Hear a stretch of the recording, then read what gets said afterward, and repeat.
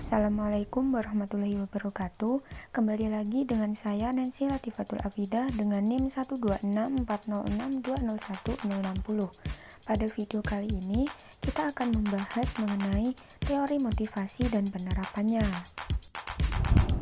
Baik, langsung saja. Pengertian motivasi. Secara etimologi, kata motivasi asalnya dari bahasa Inggris, yaitu motivation, yang artinya daya batin atau dorongan.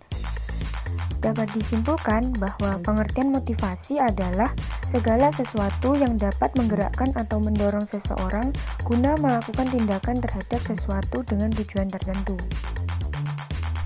Teori-teori motivasi. Yang pertama ada teori hierarki Maslow. Teori ini menyatakan bahwa ada 5 kebutuhan dalam kehidupan manusia berdasarkan dengan hierarki mereka, yaitu mulai dari kebutuhan dasar hingga kebutuhan yang lebih tinggi. Di antaranya adalah kebutuhan fisiologis, kebutuhan keamanan, kebutuhan sosial, kebutuhan penghargaan, serta kebutuhan aktualisasi diri. Yang kedua ada teori motivasi Maclellan. Menurut Maclellan, setiap orang bisa mempunyai motivasi jika mereka ingin menjadi lebih baik lagi daripada yang lain. Teori ini memuat 3 persyaratan, yaitu kebutuhan prestasi, kebutuhan afiliasi, serta kebutuhan akan kekuasaan. Yang ketiga, ada teori harapan Fromm. Teori ini merupakan sebuah teori motivasi yang mengungkapkan bahwa orang-orang termotivasi untuk mengerjakan sesuatu karena ingin mendapatkan hasil yang sempurna. Yang keempat ada teori motivasi Herzberg.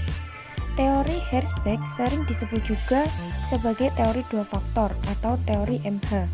Di dalam teori ini menjelaskan bagaimana cara seorang manajer mengendalikan faktor-faktor yang mungkin dapat memberikan kepuasan atau tidak dengan pekerjaannya. Yang terakhir atau yang kelima ada teori ERG Alderfer. Teori ERG Alderfer atau juga dikenal sebagai ERGer disebut oleh Alderfer yang ia ambil dari bentuk persamaan E, yaitu existence yang artinya eksistensi kebutuhan, sama halnya dengan fisiologis serta materialistis. R, relatedness yang menyebutkan hubungan dengan pihak yang lainnya. G artinya growth yang berarti kebutuhan tumbuh guna meraih potensi diri yang optimal. Selanjutnya adalah faktor-faktor yang mempengaruhi motivasi. Yang pertama ada faktor internal. Faktor internal merupakan faktor motivasi yang asalnya ada pada dalam diri seseorang individu. Motivasi ini muncul sebab adanya keinginan dari seseorang agar mempunyai prestasi serta tanggung jawab dalam kehidupannya. Beberapa hal yang termasuk ke dalam faktor internal yaitu 1. Harga diri dan prestasi, 2. Harapan, 3. Kebutuhan, 4. Kepuasan kerja, 5. Tanggung jawab. Sedangkan faktor eksternalnya ada jenis serta sifat pekerjaan, kondisi kerja, kelompok kerja, dan keamanan kerja. Penerapan motivasi dalam perilaku organisasi. 1. Ada motivasi prestasi, yaitu dorongan dalam diri individu untuk mengatasi segala tantangan dan hambatan dalam upaya mencapai tujuan. 2. Motivasi afiliasi, yaitu dorongan untuk berhubungan dengan orang-orang atas dasar sosial. Orang-orang yang bermotivasi akan bisa bekerja lebih keras lagi.